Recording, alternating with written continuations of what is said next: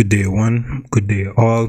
Today, I'll be giving a quick little update on my prop firm journey, how the month has been for me so far.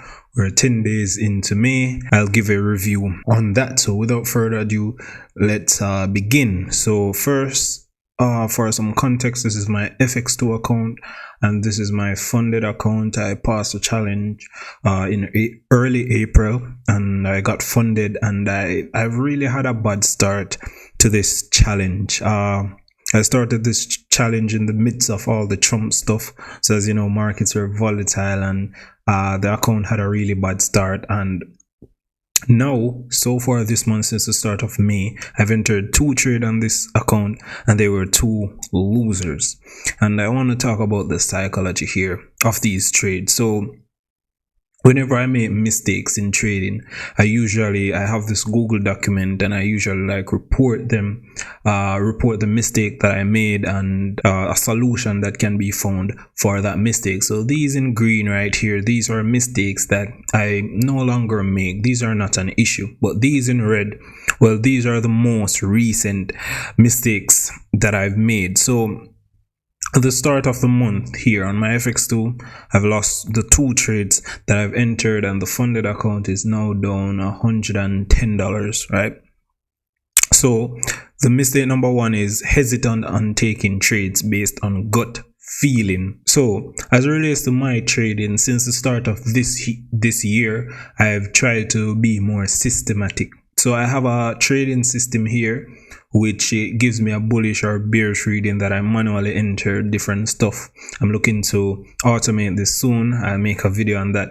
And then if my system is bullish, I basically look for longs, and if it's bearish, I look for shorts.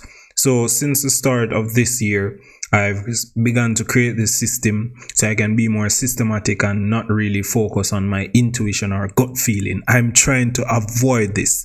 And this month, I've actually basically been a victim to this mistake right here. So I saw 2 trade ideas this week that were bullish in my system, but I did not take the trade ideas because of gut feeling. So I had a gut feeling that, hey, I should not take this trade, and I followed my gut feeling, and if I did not and stuck with my system, that would have been 2 winning trades and I would have probably been up on the month. So I would have had 2 winners and 2 losers, but I just did not take the trades because of my gut feeling. And part of this gut feeling, just in my opinion, I believe it stemmed from a loss of confidence. So this is the second issue that I had, where I started off the month of May really bad. So again, I started off with 2 losers on my FX2 account, and then on my FTMO, I also started off the month with 2 losers on my FTMO account. So I'm up on my FTMO account,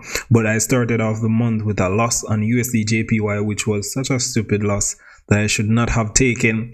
I forgot to remove my sell limit, and that is why I lost that trade. And then a small loss on oil. So I started off the month of May really poorly, and it affected my confidence. It's never a good feeling when it's the new month, you're looking forward to the new month, and then boom, you start with 2 losses. So that kind of affected my psychology, and you know, I kind of lost confidence a bit, where I was hesitating and taking entries and so forth. And this is basically, as I said, what led me to not take 2 great setups this week that I should have, and obviously it's shown in my results. And the solution for this, obviously, to be more systematic. Like when my system is giving a bullish reading, I just need to stick with my system and go with that trade idea instead of, you know, ignoring it and saying that, hey, I know better than my system. So that's something that I need to work on here. So that's basically the stats for my FX2. Since the start of the month, I'm down $91. The account is down $110. And then my FTMO account is up $133 and the account is up $10,181. So the FTMO account, I'm still in the challenge phase. I've been in the challenge phase for months. I've spoken about the story behind my FTMO challenge already, so no need to really get into that. But if we look at my trading statistics here, and this is only FTMO and FX2 trading statistics. So these are for my prop firms, does not include my live account. You can see that my returns for the year so far for both FX2 and FTMO, I've had 1, 2, 3, 4, 5, 6, 7 losing weeks so far in the year, which that isn't bad. 7 losing weeks so far in the year, and this is FX2 and FTMO combined. If we look at my FX2 account, which is a lot more conservative, you can see that on my FX2 I've had 4 losing weeks so far for the year, and my winning weeks, they're really consistent and solid. This $92 that I lost this week with the 2 losing trades is actually the second worst week I've had on my FX2 account since the start of the year. So you can see that my worst week I lost $172. So my FX2 return has been, pretty consistent, and just looking at this, I believe that I can make a recovery next week. So let's see what next week brings. And for my FTMO account, this I already gave the backstory, so I won't really give it again, but you can see that my FTMO account, it's horrible. I've had 3, 7, 9. I've had 9 losing weeks so far on my FTMO account compared to the 4, I think, losing weeks on my FX2. So on my FTMO account, I decided that I wanted this account to be more aggressive.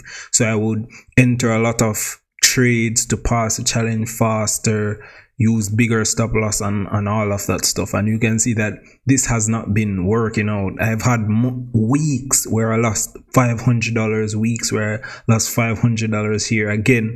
And so yeah, I decided that this is not a good approach, and it was right here on this week that I lost $500 the second time. This is when I decided that, hey, I need to change this approach. This aggressive approach is not working. And you can see that since I decided to change this approach since the 24th of March, my returns have been really consistent.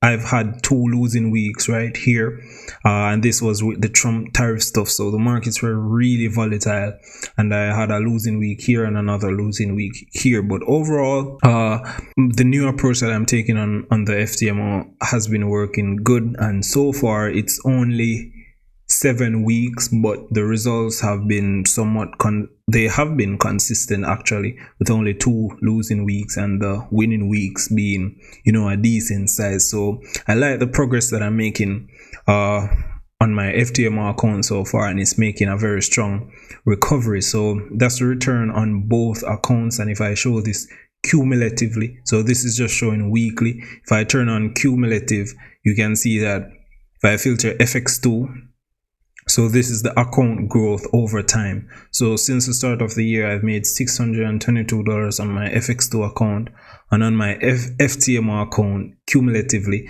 you can see that I've only made $184, which is a solid recovery, because I was down $600 here, down $500 here, but we've made a solid recovery on the FTMO account, and hopefully this can just continue going up, similar to my FX2 account here, which, as you can see, is a steady increase. You have those little drawdown periods, but overall the account is cumulatively going up. So that's kind of what my plan is. So yeah, for the month so far, it has not been great. So I mean, yeah, that's just a quick little update on my prop firms so far.